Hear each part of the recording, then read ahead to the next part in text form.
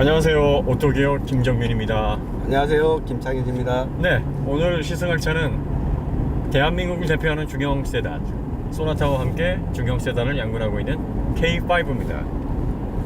K5가 K가 코리아인가요? 네, 뭐 코리아도 있고요. 여러 가지 뜻이 있어요. 코리아 5 시리즈? 네, 코리아 5 시리즈. 코리아 5가 이제 중형을 뜻하고요. 크라토스라는 이게 그리스어래요. 지배, 통치, 강력함 뭐 이런 뜻을 가지고 있다네요.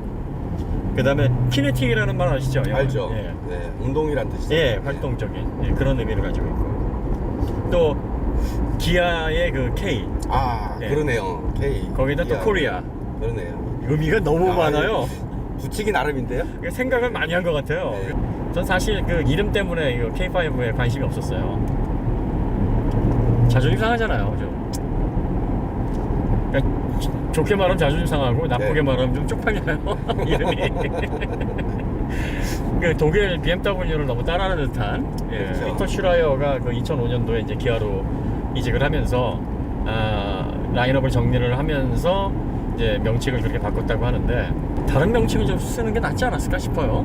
K3, K5, K9 이렇게 나가니까 네. 외국에서 조금 너무 저 따라하는 거 아니야? 뭐 이렇게 생각을 할 것 같은데. 근데 BMW는 라인 없잖아요. 나인 없죠. 그러니까 예. K가 더 좋은 거 아니에요? 제발 좀 바람이 그 어떤 바람이냐면 11은 좀 하지 말았으면 좋겠어요. 거기까지는 가지 말았으면 좋겠어요. 라인에서 끝. 예, 더 가면 좀 이상할 것 같아요. 네, 하여튼 그런 사연이 좀 있고요. 이 K5가 이게 2세대죠.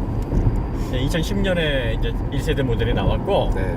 자, 이게 이제 풀체인지가 됐는데 1세대 K5 디자인이 워낙에 훌륭해서 이게 풀체인지가 됐는데도 기존의 그 디자인 그 컨셉을 그대로 거의 대부분 이어가고 있어요. 네. 사실 별로 안 바뀐 것 같아요. 얼핏 보면.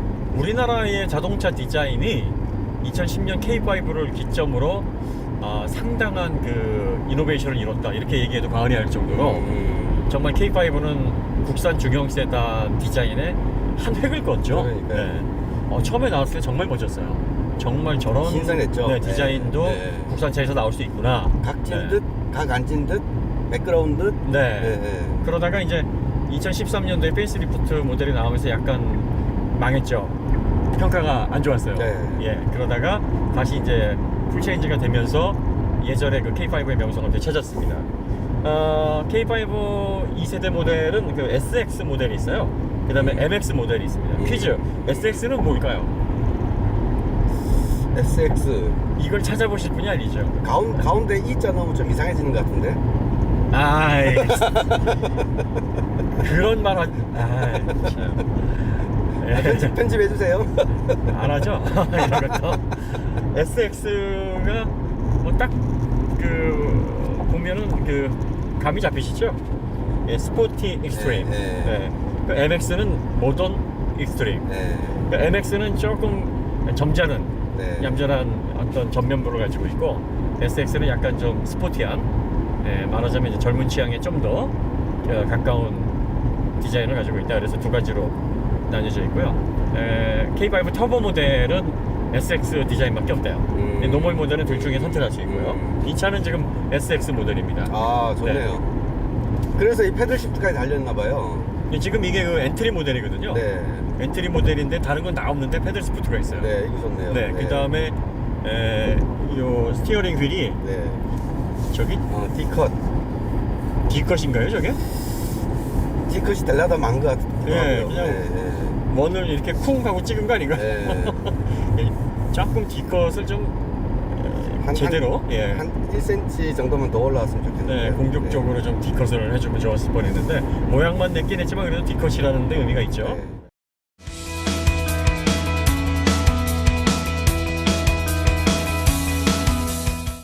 K5의 그 제원을 보니까요. 네.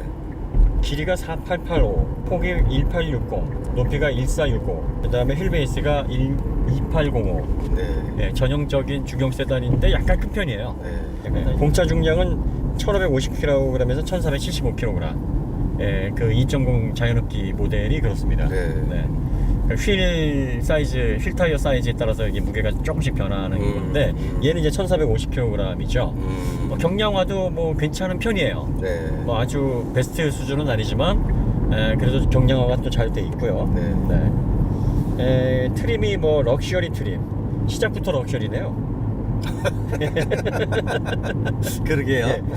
두 번째가 프레스티지. 네. 어이구. 네. 세 번째가 노블레스. 뭐 시그니처. 트림 이름이 뭐 무시무시합니다. 아, 좋은 말들 참 많네요. 네. 네. 그러니까 이게 그 왜 한우랑 비슷한 게 뭐냐면 네. 한우가 1등급인데 네. 그게 제일 좋은 게 아니라 1 플러스 2 플러스 그러니까. 결국 1등급이 3등급이죠. 엔트리가 럭셔리예요. 네. 야, 엔트리부터 이런 명칭을 쓰면은 이게 되나? 네, 네. 네. 근데 기아가 이게 명칭을 좀 과유불급으로 쓰는 게 뭐냐면 네. 레이 있지, 레이. 예, 경차. 네. 그것도 럭셔리 프레스티지예요. 트림 이름이. 아. 경차이 무슨 프레스티지, 럭셔리. 아. 좀 이상하잖아요. 예, 좀 현실에 맞게끔 뭐 팝, 뭐 스포트 이런 거 좀 썼으면 좋겠어요. 그리고 럭셔리 말고 스마트 좋던데. 스마트 뭐 이런 걸 쓰지. 럭셔리는 제일 위에 가야 되는데, 야, 럭셔리보다 좋은 말이 프레스티지, 노블레스, 시그니처. 야, 정말 많아요. 예. 이게 참기름을 참기름, 참기름, 네. 진짜 참기름 뭐 이런 표현 같아요. 아, 네, 우리나라 그 트림 이름 보면 진짜 재밌어요. 럭셔리가 2,265만 원, 프레스티지가 2,505만 원, 노블레스가 2,705만 원, 시그니처가 2,905만 원. 여기에다가 이제 뭐 파노라마 썬루프에다가 뭐 8인치 내비게이션의 JBL 사운드, 뭐 드라이빙 패키지 뭐 이런 거 다 포함하면 한 300에서 350만 원이 또 붙어요. 3천 초반이 예. 되는 거네요. 그러니까 이제 제일 옵션 다 적용을 하면은 제일 비싼 게 한 3,250? 네. 그 정도 나와요. 네, 그러니까 그다지 이렇게 저렴하진 않아요, 풀옵션이. 그런데 또 요런 기본 완전히 숨깡통 네. 요 모델 같은 경우에는 2,265만 원. 요 정도면은 제가 볼 때는 가격 대비 정말 괜찮은 것 같기는 해요. 네. 뭐 에어 컨디셔너도 좀 수동이고 네. 뭐몇 가지 이렇게 편의 장치가 부실하긴 합니다만 기본기라든지 뭐 차량 자체의 어떤 느낌, 주행 안전성 이런 거 생각해 보면 가격 대비 상당히 괜찮다고 보여집니다. 네. 예. 연비는 16인치 휠 타이어, 17인치 휠 타이어가 똑같이 12.1km고요. 리터당. 18인치로 바꾸면 11.6km 나온다 그러네요. 예, 근데 어제 우리가 좀 고속 주행을 좀 세게 했잖아요. 그랬을 네. 때 연비가 9 정도 됐거든요. 8.5에서 9 사이. 네. 네. 그리고 지금 11.8입니다. 네, 그 고속 주행을 같이 또 겸하니까 네. 11.8. 네. 그 배기량을 보면은 그 센터 엔진은 1998cc인데 네. 이 누 엔진은 1999cc로 2cc 차이가 납니다. 예. 6,500rpm에서 최고 168마력의 출력을 발휘하고요. 4,800rpm에서 20.5kgm 토크를 냅니다. 네. 그러니까 뭐 MPI 엔진, 자연흡기 2.0 엔진으로서 준수한 스펙이에요. 네. 168마력. 네. 뭐 리터당 84마력을 내니까 네. 뭐 그 포트 분사 방식으로는 이 정도면 뭐 준수하지 않습니까? 그렇죠. 네. 네. 네. 집 분사 엔진이 대체적으로 한 90마력 정도 잡히는 것 같아요. 보통 그 자연흡기 방식이요. NA 같은 경우에. NA 네, 같은 경우에 네. 그래서 2000cc 같으면 한 180마력 언저리 뭐 이렇게 내는 것 같은데 보면은 뭐 한 10% 정도 차이가 나는 것 같아요. 포트 네, 분사 방식 네. 엔진이기 때문에. 그래서 아무래도 뭐 연료를 잘게 고압으로 분사를 하니까 네. 또 압축비도 높고 하니까 뭐 출력이 집 분사가 더 잘 나올 수 있겠지만 대신 이제 또 이 그 포트 분사 엔진의 특징이 조용하잖아요. 그렇죠. 정숙하고 일반적으로. 네, 진동도 네. 좀 덜하고 네. 그런 이점도 좀 있고 뭐 출력에서 약간 아쉬움이 있다 뭐 이렇게 생각하시는 분들도 있는데 또 이 엔진이 그 롱스트로크 엔진이기 때문에 저속 토크가 또 상당히 생각보다는 좋아요. 네. 자연흡기 엔진치고는 저회전에서 이렇게 치고 나가는 맛도 제법 있습니다. 출력 대비 뭐 디젤 엔진만큼 막 확 치고 나가는 그런 맛은 없는데 그래도 168마력에서 기대하는 것보다는 조금 나아요.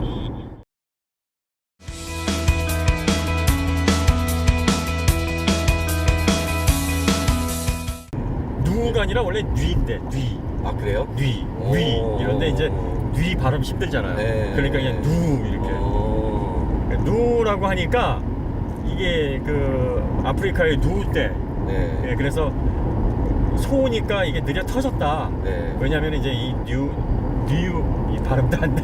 이 누 엔진이 네. 직분사 엔진이 아니잖아요. MPI 엔진이잖아요. 네. 그리고 이게 정식 코드 네임이 이게 베타 3거든요. 그러니까 베타 엔진을 손을 본 엔진이에요. 알루미늄을 써서 경량화시켜서.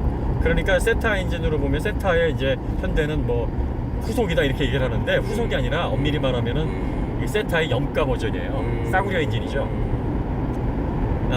아무래도 뭐 직분사도 아니고 MPI 이전의 기술을 또 활용을 한 거고 세타 엔진이 그 스퀘어 엔진이면서 스포티한 엔진이고 고급형 엔진이라 네, 제작 단가가 네, 높아요. 네. 그런데 이 누 엔진은 제작 단가가 보다 낮기 때문에 아무래도 이제 가격적인 측면에서 이런 것들을 좀 코스트를 좀 낮게 뽑으려고 만들었던 엔진인데 이게 이제 출시를 하면서 신형이다, 뭐 세타를 대체한다, 뭐 이런 포장을 한 거죠. 현대가 엔진을 잘 만드는데 그 지금까지 만들었던 엔진 중에 어떤 그 히스토리를 장식할 만한 엔진 그 속에는 안 들어가는 거네요, 그죠? 그렇죠. 그러니까 대표적으로 현대에서 좀 역사의 획을 그었던 게 이제 알파. 그거는 이제 예, 처음이니까. 처음이니까. 그 다음에 좋은 세타. 엔진은 아니었던 것 같아요. 좋은 엔진은 사실 아니었죠. 네. 그리고 그 왜 스쿠프 터보 타보셨잖아요. 아이고 고속 밟으면 힘이 쫙쫙 빠져요. 그게 허니웰 가렛 터보를 사용을 했는데 네. 사실 그 가렛 터보 하면은 제일 유명한 터보 아니에요. 그렇죠. 예, 그런데 이게 그 인터쿨러 성능이 안 좋아가지고 네. 129마력에 출력을 했었는데 네. 이게 1시간 달리고 또 쉬었다가 야 좀 진정해, 또 1시간 달리고 야 또 진정해. 네, 뭐, 살살 예, 달리면 괜찮은데 네. 풀악셀 하면 네. 힘 쫙쫙 빠져요. 네, 그래서 상당히 좀 그 열의 문제가 많았던 엔진이었죠. 네. 그 다음에 나온 베타 엔진이 참 괜찮았죠. 이제 베타 엔진이 왜 괜찮았냐면 당시만 해도 현대가 열 변형을 잡을 수 있는 기술이 없었어요. 그래가지고 실린더 블럭을 아주 몇 중으로 덧대가지고 이게 뭐 탱크 같은 그 블럭을 가지고 있었어요. 그래서 사실 그때 당시에 베타 엔진을 가지고 터보 많이 올렸거든요. 그러니까요. 네. 그 베타 엔진 이제 TV론이라고 네. 저도 가지고 있었는데 그 130마력 정도 되거든요. 네네네. 네, 근데 이제 거기에 터보를 올려가지고 한 200마력까지 200 몇십 마력까지 뽑아가지고 뭐 한간에는 페라리를 잡았다 뭐 이러면서 이 베타 엔진이 엄청 끈적끈적하고 즐겨요. 즐겨요. 네, 이게 네. 웬만하면 퍼지지도 않고 네. 수명도 길고 더구나 네. 롱스트로크라서 그 저속 토크도 네. 좋아가지고 편했어요. 네. 이게 거의 디젤 엔진급, 지금 보면 디젤 엔진급의 그 비율을 가지고 있는 롱스트로크 엔진이거든요. 네. 그래서 상당히 좀 강력한 내구성을 가지고 있었던, 근데 그 내구성이 구조적으로 극복을 한 게 아니라 아예 그냥 막 때려 박은 거죠. 네, 그래서 그 엔진을 정량화하고 구술화시킨 엔진이 그게 누 엔진이에요. 네, 그래서 누 엔진도 보면 이게 세타 엔진은 스퀘어 엔진인데 네. 스퀘어 엔진 하면 이제 보호 스트로크가 86mm 네, 딱 네, 그렇게 네, 규정으로 나오잖아요. 네, 네. 근데 이 누 엔진은 1.8L가 있고 2.0L가 있는데 1.8L 같은 경우에는 보호가 81mm, 그 다음에 스트로크가 87mm인데 2.0 모델 같은 경우에는 보호가 81, 스트로크가 97mm예요. 와. 엄청나게 긴 와. 스트로크 엔진이죠. 네. 그래서 롱 스트로크 엔진이기 때문에 저속 저회전에서 가솔린 그 자연흡기 엔진 치고는 토크가 잘 나옵니다. 네. 네. 대신 고회전 영역에서의 어떤 그 맥이 빠지겠죠. 네, 네. 뭐 어떤 활발한 움직임은 좀 떨어지고 또 RPM이 빠르게 상승하거나 하강하거나 이런 특성은 없어요. 그래서 스포티한 특성이 없습니다. 그래서 상당히 이제 좀 뭐 터보를 올린다든지 뭐 스포츠 드라이빙 용으로는 적합하지 않아도 도심이라든지 아니면 일상적인 A2B용으로 사용하기에는 상당히 적합한 엔진이에요. 네, 네, 네. 그래서 또 직분사 엔진이 아니기 때문에 MPI 엔진이기 때문에 그 포트 분사하면은 보통 직분사보다 안 좋다고 많이들 뭐 장단점이 알고 있죠. 있잖아요. 연비 면에서는 안 좋은데 네. 뭐 장단점이 있죠. 그렇죠. 특히 네. 그 직분사 엔진이 가장 문제가 되는 게 이제 PCV나 EGR 때문에 네. 그 포지티브 크랭크케이스 벤틸레이션이라고 왜 그 네, 브로바이 네, 가스 네, 돌리는 거 네, 있잖아요. 네, 네. 그 다음에 그 이그조스트 가스 리서큘레이션이 그 다시 그 흡기 포트로 네. 내기를 돌리니까 네. 그 흡기 포트에 카본 축적 문제가 있어요. 그렇죠. 그래서 나중에는 그것 때문에 노킹도 많이 발생하고 연비도 떨어지고 진동도 생기고. 그러니까 이제 GDI가 그 연소를 굉장히 높은 온도에서 하기 때문에 그렇죠. 연소실 온도가 올라가니까 네, 압축비도 높고. 네. 그것 때문에 연소실 온도가 올라가면 녹스가 많이 생기거든요. 그렇죠, 그렇죠. 예. 그래서 그 녹스를 안 생기게 하려면 그 대용량 EGR을 써야 돼요. 예, 또- 그 연소실 온도를 낮추기 위해서. 그렇죠. 네. 그러다 보면 뭐 카본이 좀 축적이 되는 문제가 생길 수가 있는 거죠. 그래서 네. 한 2년 정도 찬타 이렇게 실린더 헤드를 벗겨보면 네. 이 흡기 포트에 이 카본이 막 시커멓게 쌓여 있는 경우가 많아요. 그래서 흡기 예. 밸브 흡기 밸브 뒤쪽에도 좀 카본이 쌓이는 경우도 있고. 그렇죠. 네. 그러니까 그래서 또 그걸 걱정해가지고 뭐뭐 원샷 막 뿌리는데 이것도 그거 실린더 안쪽으로 들어가니까 네. 아무 소용이 없거든요. 네. 근데 그 포트 분사는 그 흡기 포트 뒤에서 뿌리잖아요. 네. 그냥 뿌릴 때마다 흡기 포트를 씻어주니까 네. 그런 면에서는 또 도움이 돼요. 예, 뭐 흡기 라인을 청소를 하지 않아도 어차피 그 혼합기가 그 청소를 해주니까 그런 점은 MPI 엔진의 순작용이죠. 그래서 그 요즘은 또 그 렉서스 같은 경우에는 그 도요타 86 같은 경우에는 직분사, 포트 분사를 네. 또 같이 쓴다 그래요. 그 복잡하게 그걸 또 로직으로. 맞아요. 인젝터 예. 두 개 있다고 그런 것 같아요. 네, 이제 두 개 있어요. 그게 예전 그 GS450 2005년도에 출시된 GS450서부터 그거를 썼다가 네. 한동안 안 쓰다가 또 도요타 86에서 그걸 썼는데 이 친구들이 그걸 쓰면 뭐가 좋아지는지는 설명을 잘 안 해요. 그런데 아마 이제 연료 효율 문제, 그 다음에 아마 흡기 포트에 쌓이는 카본 문제 그것 때문이지 않을까 살짝 생각은 드는데 뭐 이건 정확한 건 아닙니다. 예. 그런데 이제 현대가 이 누우 엔진을 출시하면서 이게 이제 좋은 엔진이다. 네. 이게 2011년도에 이제 개발이 됐거든요. 네. 그래서 2013년도 페이스리프트에 실리고 2세대 모델에는 이제 이 자연흡기 2리터 모델에는 다 누우 엔진이에요. 그래서 네. 사람들이 이 누우 엔진을 누울 때 비유를 해가지고 직분사도 아니고 출력도 떨어지는 이 느림보 엔진을 왜 여기다 붙여놨냐. 근데 사실 그 동물의 왕국 보면 누울 때들이 엄청나게 빨라요. 뛰면은 장난 아닌데. 아 그래요? 예, 그게 소라는 그 선입견 때문에 그래서 이제 그런 어떤 그 조롱 섞인 말을 좀 하기도 하는데 누우 엔진 관련해 가지고 네. 현대가 이제 또 자랑하는 기술이 하나 있어요. 뭐죠? 그 CVVL. 아, 예. 그 뭔지 아시죠? Continuously Variable Valve Lift. 예. 네. BMW에도 그 기술 있잖아요. 네. 벨브트로닉. 네. 예. 그다음에 토요타 애들은 벨브매틱이라고 또 부르더라고요. 아 그래요? 예. 그 포르쉐 애들은 뭐 베리오캔 플러스 2가 지금 현재 운영이 되고 있고요. 예. 그러니까 이제 연속적으로 가변으로 밸브 깊이를 조절하는. 예. 그 밸브 양정이죠. 많이 예, 예, 열었다가 적게 예. 열었다가. 네. 그래서 뭐 현대 말로는 이제 무단으로 조정을 한다. 이게 이제 그 뭐 1단, 2단 이렇게 정해져서 이렇게 리프트 조정하는 게 아니라 상황에 맞게 깊이를 늘렸다 줄였다를 뭐 자유롭게 한다.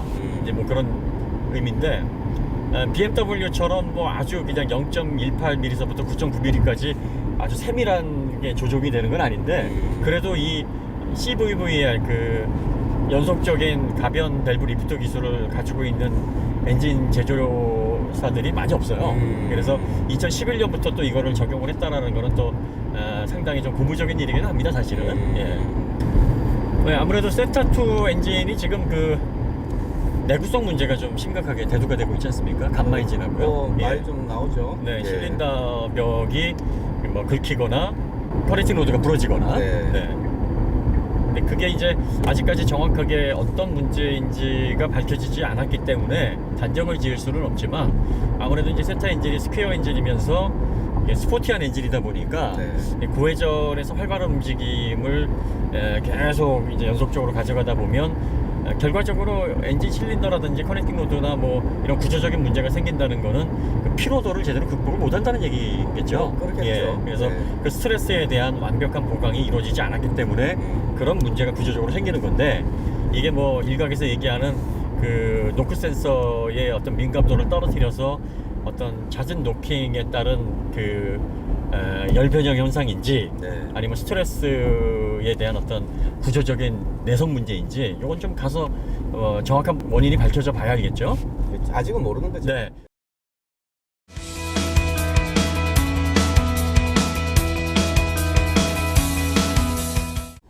아마 이게 그 변속이 아주 빠릿빠릿하게 이루어지지 않는 이유가 롱스트로크 타입 엔진 때문에 들어간 영향이 좀 있어서 더 그렇게 느껴지시는 걸 수도 있어요. 그게 뭐 그거에 관해서 제가 한마디 뭐 할 수 있을 것 같은데 네.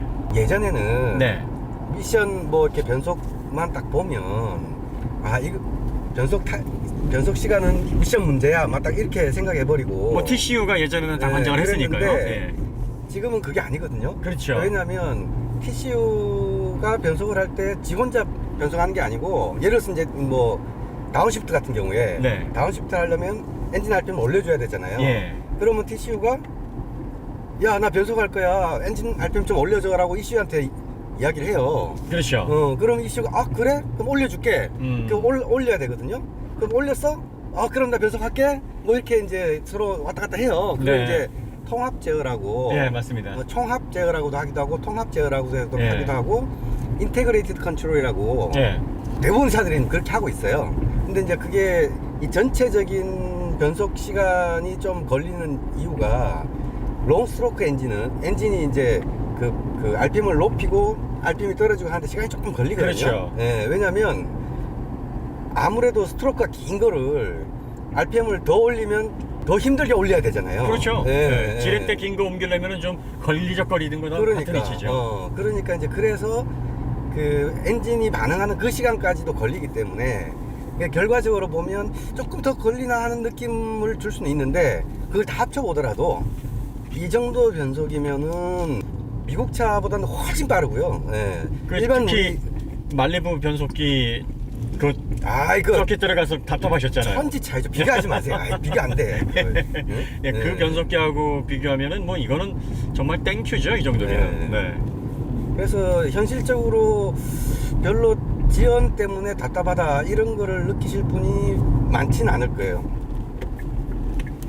아마 그 차량에 대해서 좀 아시는 분들도 최근에는 이제 뭐 TCU가 혼자서 이렇게 작동하는 게 아니기 때문에 네. 아까 말씀하셨던 것처럼 네. 예, 엔진 타입이라든지 또 그 차의 성격에 따라서 네. 변속기가 좀 더딘 듯한 느낌을 주기도 하고 네. 빠릿빠릿한 느낌을 주기도 하고 특히 BMW 그 GF 변속기 같은 경우에는 그 BMW 특유의 빠른 스포티한 특성의 그 엔진과 결합이 되니까 네. 변속이 더 빠르게 느껴지는 거거든요. 어쨌든 변속기가 현대에서 지금 10년 이상 이걸 주력으로 쓰고 있는데 네. 6단 변속기, 자동 변속기를 놓고 보면 평균치보다는 좀 품질이 그래도 상향에 속해 있는 변속기라는 거는 맞는 것 같아요. 네, 엔진을 제외하고 변속기만 네. 놓고 보면 이거 굉장히 품질이 우수합니다. 네. 농리금 변속기, 그렇죠. 또 농리긋한 표현이 예. 적당한 것 같아요. 뭐 안정적인 품질의 검증된 변속기 뭐 이렇게 네. 얘기하면 될 것 같고요. 네. 네. 그리고 사실 그 변속기 만들어서 쓰는 브랜드가 별로 없잖아요. 그러니까요. 네, 뭐 메르세데스 벤츠하고 뭐 GM하고 네. 뭐 정말 그 도요타도 뭐 아이신 변속기가 자회사인 것처럼 얘기하지만 사실 지분 30%밖에 안 갖고 있거든요. 네, 네, 네. 그다음에 닛산의 자트코도 뭐 CVT를 주력으로 하고 있기 때문에 변속기 토탈 변속기 회사라고 보기는 좀 어렵고요. 네. 예, 그렇게 따지고 보면 현대가 참 대단한 거예요. 왜냐면 벌써 대단하죠. 6단 변속기, 8단 자동 변속기, 거기다가 건식 7단 DCT까지 가지고 있단 말이죠. 그러니까 엔진도 가지고 있고 미션도 가지고 있고 네. 파워트리는 다 갖고 있는 네, 거잖아요. 그러니까 더군다나 6단 변속기에는 또 상당히 성능이 신뢰도가 있고 네. 뭐 여러 가지 부분에서 어디다 내놔도 뭐 빠지지 않을 만큼의 그 네. 성능을 갖추고 있기 때문에 기술력만 놓고 보면 현대가 상당한 수준에 도달하긴 했어요. 기술은 충분하죠. 네, 짧은 시간 네, 동안. 네. 네. 근데 그거를 정말 맛있게 요리해서 담을 조금 그 스킬이 부족한 거죠. 네. 네. 또 그 다양한 어떤 모터스포츠와 자동차 업계에서 축적된 노하우, 경험 네. 아직은 좀 이런 부분에서 약점을 가지고 있고요. 그렇죠. 예, 그리고 마인드 측면에서도 좀 다듬어져야 될 부분이 많이 있습니다. 네. 네, 고객 지향 그리고 또 꼭 돈 대리님만 하지 말고 돈이 좀 안 되더라도 네. 브랜드의 어떤 밸류를 높일 수 있는 네. 다양한 그 과감한 시도들이 좀 있어야 되는데 네. 그런 것들은 좀 현대가 축적해온 이 빠른 시간 안에 축적해온 기술력에 비해서 좀 아쉽습니다. 그렇죠.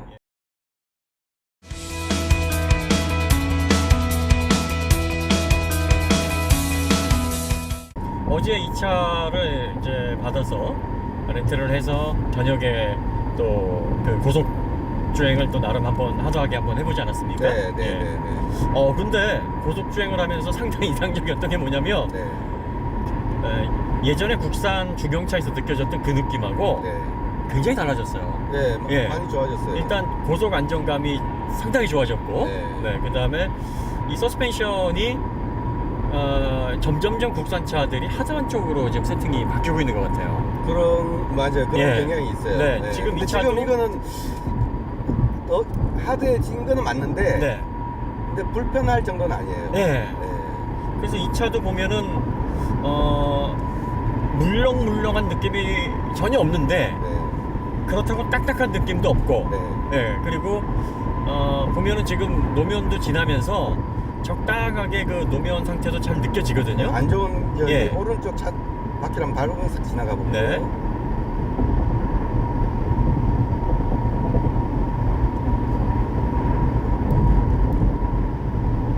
그러니까 노면에 끊어진 자리 네. 예, 지나고 약간 볼록볼록한 자리를 지금 지날 때 이건 두둑두둑 하는 소리가 이제 들리잖아요. 네네네.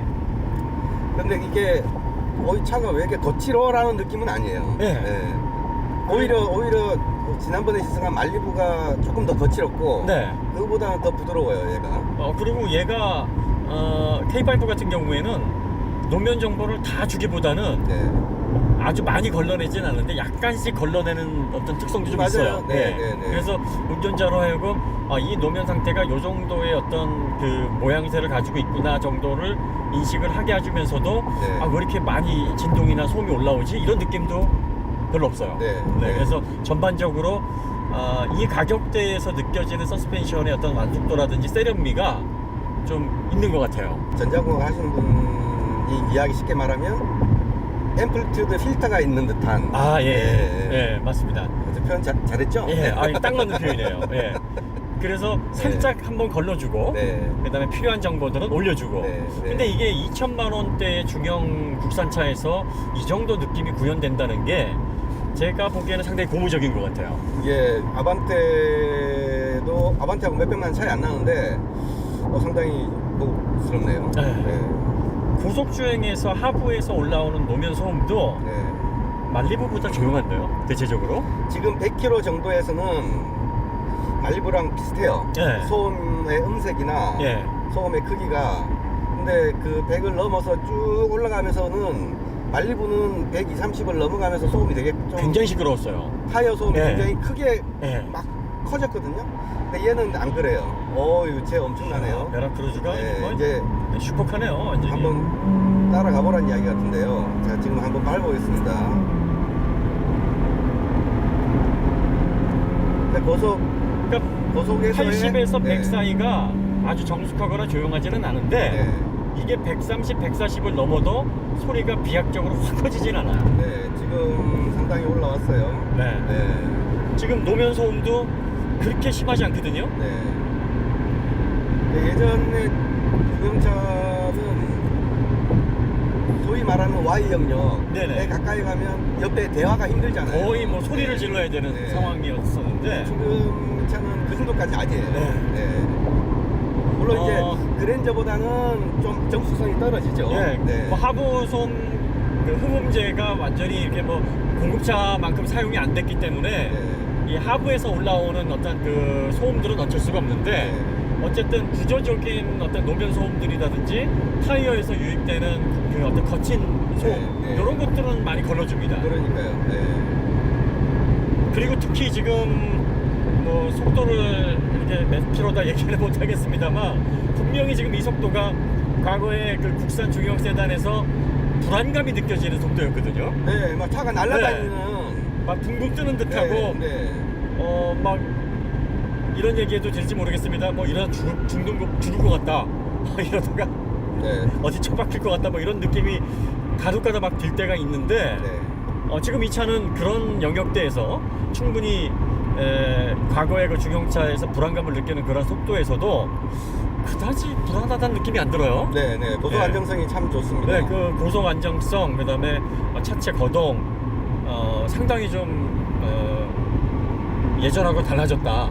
근데 지금 얘 같은 경우에 한 140, 50을 넘어가면서 이 지면에 딱 붙는 게 살짝 가벼워지는 듯한 느낌은 들어요. 네. 근데 그게 차가 뜨네, 큰일 났다 이런 느낌 전혀 아닙니다. 근데 네, 그 네. 마지노선이 네. 과거에는 한 120에서 왔다 갔다 했거든요. 지금 네.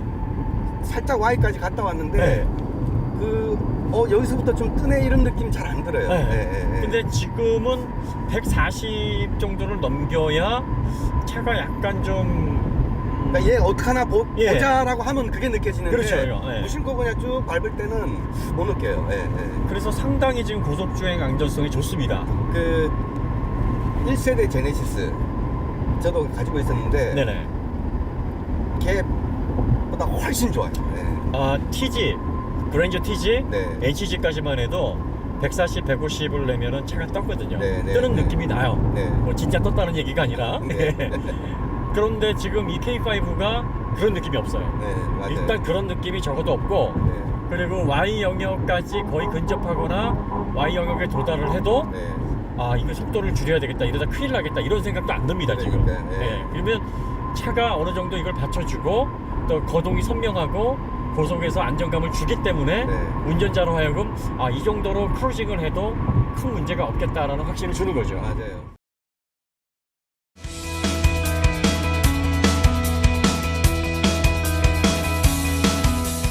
K5, 코리안 5, 키네틱 5, 네.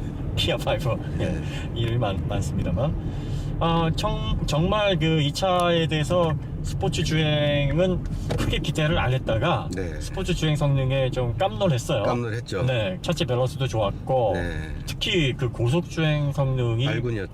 고요 네. 그다음에 서킷에서도 끈끈하게 버티는 그 힘, 네. 언더스티어 성향이 분명했지만 그 언더스티어 성향에서도 컨트롤을 예, 할 수 있도록 네, 네. 중심을 잡아주고 그리고 거동이 제법 선명해서 네. 상당히 의외였어요. 한계까지 가기 전까지는 선명했고 네, 딱 한계 근처에 가서 약간 오락가락하는 경향이 있었죠. 그렇죠. 그리고 우리가 이제 서킷에서 얘가 피드백이 일정하지 않는 때가 있는데 왜 그러지? 했던 네. 문제. 그리고 네. 하트에서 이렇게 좀 더그덕거리는 소리가 네. 결국은 이제 타이로드 엔드의 네, 부싱이 나간 것 때문에 베어링 소리였다. 네. 그래서 그런 미세한 부분을 감안을 하면 네. 이 그거 차의- 없었으면은 네. 서킷에서는 거의 만점 가까이 줄 수 있었을 뭐 것 가격 같아요. 대비 이 차의 어떤 컨셉을 보면 네. 거의 100점 줄 수 있을 만큼의 퍼포먼스를 보여줬어요. 네. 특히 이 저질 타이어, 네. 그 스포츠 그러니까요. 타이어로는 절대로 사용할 수 없는 편평비 6호 타이어를 끼고 그렇게 달렸단 말이죠. 네. 그래서 솔직히 서킷 세 바퀴 돌고 정신줄 놓는 타이어가 참 쉽지 않죠. 그렇죠. 하체를 보면서 약간 반전이 좀 있었습니다. 좀 네. 특히 1세대 모델에서부터 H빔 방식의 그 멤버를 사용을 했기 때문에 네. 그 변속기하고 엔진 쪽이 작은 충격에도 파손이 돼서 수리 교환을 해야 되는 그런 문제점을 노출을 했어요. 저는 그런 사실에 대해서 전혀 몰랐어요. 네. 그러니까 이거는 물론 뭐 그 차체 구조 자체 프레임 자체가 좀 과학적으로 설계가 되기 때문에 서브 프레임이 안전에 뭐 크게 이렇게 관여하는 부분은 아니라고 합니다만 네. 결국 차가 안전도 문제지만 적정 수준의 어떤 그 유지 관리 또 사고 시 수리의 용이성 뭐 이런 것들도 고려를 해야 되지 않습니까? 네. 이런 부분에서 상당히 취약한 부분을 드러냈고요. 그 다음에 리어 멤버 역시 그 로우암 두께보다 얇아요. 네. 그래서 리어 부분에 충격이 갔을 때 멤버까지 손상이 돼서 전체를 이제 어셈블리로 교환을 해야 되는 네. 이러한 문제들. 그러니까 이제 미끄러져 갖고 뒷바퀴로 해서 턱을 친다든지 네. 그러면 휠만 깨지는 게 아니고 로어암이 휠 정도를 좀 조금 세게 부딪히면 그렇죠. 멤버까지 같이 싹 깔아야 된다. 그렇죠. 뭐 이런 상황이 되는 예, 거죠. 수리가 굉장히 커지고 비용도 네. 부담이 커지는 거죠. 그러니까 결국은 뭐 무게를 줄이기 위해서 그런 걸 수도 있고 네. 제조 공정 단순화와 뭐 재료비 절감, 원가 절감 측면에서 그런 시도를 한 거겠죠. 네. 그런데 이게 이제 계속 1세대 모델에서부터 계속 그 진행이 되고 있고 소나타도 동일한 구조를 가지고 있다라고 보면 지금 K5에만 국한된 문제는 아니라는 거잖아요. 그렇죠. 네, 국산차, 네. 주경차에 보편적으로 이렇게 이제 적용이 되는 부분이라고 보여지고 어쨌든 K5는 놀라움도 좋고 네. 아쉬움도 좋고 네. 또 국산 중형차의 미래의 청신호도 밝혀줬고 네. 그런가 하면 또 보완해야 될 길도 네. 보여줬고 이건 네. 좀 아니지 않나 싶은 애석한 부분도 보여줬습니다. 네. 여러 가지로 복잡한데 그래도 뭐 결론은 내야죠. 네. 그 K5의 가격 대비 상품성 어떻다고 네. 보십니까? 저는 운전을 좋아하는 사람 입장에서 상품도 좋다고 생각합니다. 네. 저는 여러 가지 종합을 해봤을 때 아주 후한 점수를 주기는 좀 어렵고요. 네. 뭐 이 정도면은 뭐 좋은 차에 속하지 않나 뭐 그런 정도의 평가를 내리고 싶어요. 근데 어떤 차를 타든지 항상 딜레마에 부딪히는 것 같아요. 그건 그래요. 네. 말리부를 탈 때는 네. 야, 운동성능 이렇게 좋네? 이러다가 브레이크가 브레이크, 세기가 와, 그러면 재밌게 운전하지 말란 말이잖아. 뭐 또 이런 변속기도 답답하잖아요. 네. 네. 근데 얘는 네.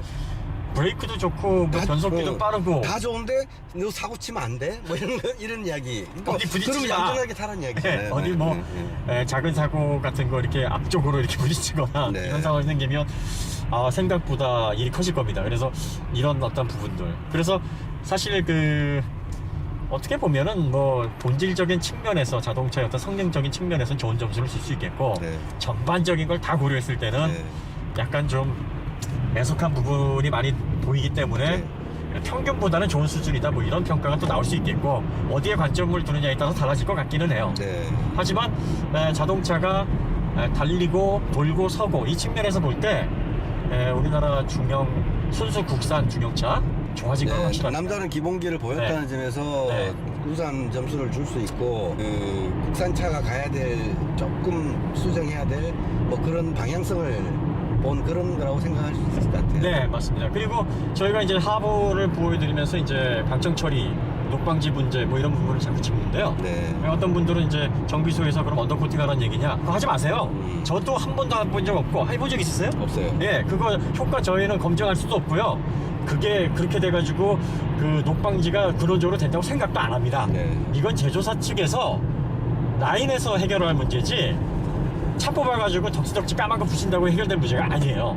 그래서 이 문제를 저희가 계속 노출하는 것도 소비자의 권익을 찾고 지불한 만큼의 만족도를 얻자. 그리고 제조사들도 이제는 법규 타령만 하지 말고 스스로 움직여서 소비자들을 좀 감동시켜봐라. 네. 이런 차원에서 캠페인성으로 하는 겁니다. 그래서 이런 부분들도 소비자들께서 또 이 영상을 보시는 독자분들께서 제조사들에게 당연한 권리를 찾는 어떤 관점에서 접근을 하셨으면 좋겠습니다. 네. 자, 그러면 이제 오늘 시승은 여기서 마치도록 하고요. 한마디로 K5 어떤 차가? 고민되는 차입니다. 이게 좋다고 말해야 될지 아니라고 말해야 될지 좀 고민스러운데. 근데 저는 약 좋다 쪽으로 좀 기울고는 있습니다. 뭐 저도 전반적으로 좋다라는 쪽으로 기울고 있는데요. 네. 개선점들만 확실하게 좀 개선이 되면 확실하게 좋다라고 엄지를 치켜 세울 네. 만한 차인 건 분명합니다. 네. 그래서 그런 부분들 이제는 뭐 페이스리프트 때 좀 봐야 되겠죠? 네, 페이스리프트 때 뭐 얼마나 변할지 그걸 좀 지켜보도록 하겠습니다. 네. 자, 그러면 이상 K5 시승기를 여기서 마치도록 하겠습니다. 감사합니다. 수고하셨습니다. 감사합니다.